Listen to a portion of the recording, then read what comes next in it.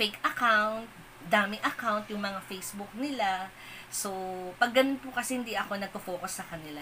Kasi, nangyari na po sa akin yung nanakaw yung picture ko, ng units ko, and then pinost po sa ibang lugar.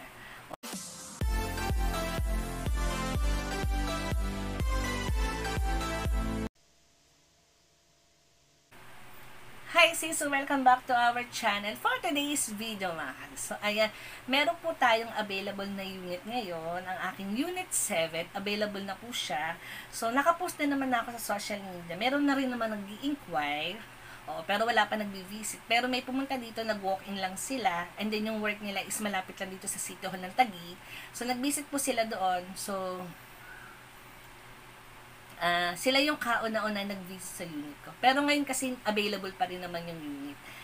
Ang allowed lang talaga dito sa aking mga compound, pwede po kayong couple, pwede po kayong 2 person o magka-work, at kung afford nyo naman po, pwede naman po ang solo. Kasi halos lahat po na nakatira dito sa aking unit ay mga solo lang po talaga.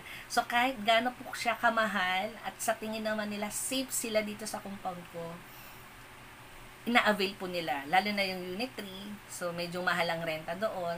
Sa unit 6 ko, 1, 2, 3, 4, unit 5, nalito ako. Sa unit 5, solo lalaki din yung nakatira doon. And then sa unit 4, 2 lalaki nakatira doon. Then sa unit 2, solo lalaki. And then sa unit 1, couple. So sila lang po yung couple ko nakatira dito sa aking compound sa unit 1. And then available ko na yung unit 7. So inquire na po kayo kasi available na po siya, ready to move in na po. So, marami naman po nag-i-inquire, kaya lang medyo meron tayong, iba lang po kasi is, fake account, daming account, yung mga Facebook nila. So, pag ganun po kasi hindi ako nagpo-focus sa kanila. Kasi, nangyari na po sa akin yung nanakaw yung picture ko, ng units ko, and then pinost po sa ibang lugar. Oo, may mga, kahit merong mga nag-i-inquire na mga borders, pero iba po sa kanila yung scammer din. Kumukuha lang sila ng picture sa mga units and then ipopost nila yung unit na yun sa account nila na sila yung may-ari. Dito kasi mga kasis, visit na muna. Check na muna yung units ko kung ano yung nakapost sa Facebook. Same lang din po yan, yung mga units ko. Para to make sure na makita nyo ng personal yung units ko. So, meron po tayong video dyan na ipalalabas na yung aking unit 7.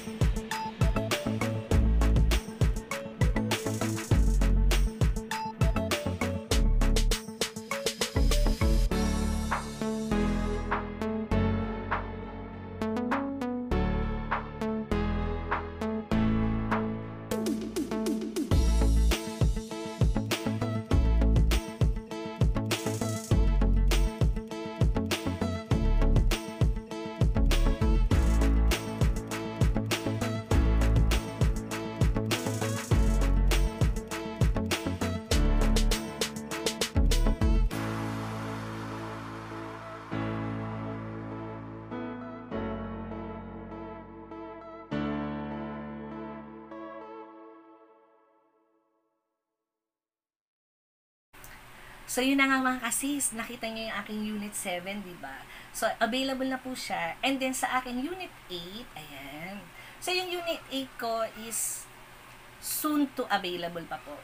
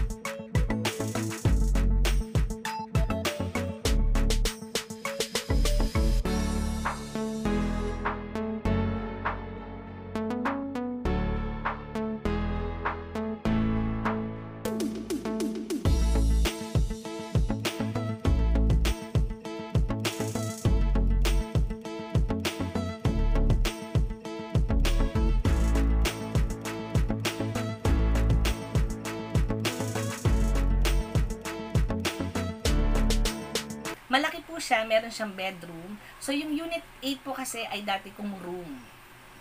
Doon po ako nagsushoot ng video, dati. Pero ngayon kasi ginawa na namin apartment. So, para mas kumita.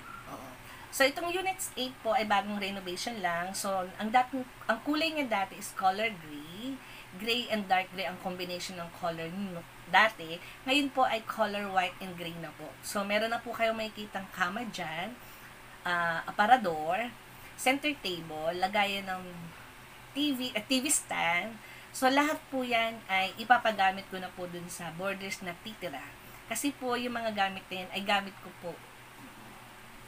So, iningatan ko rin po yung mga gamit na yan. Kaya lang po kasi, hindi po siya kakasya dito sa aking kwarto. So, ito pong kwarto na to, dito po ang una kong room.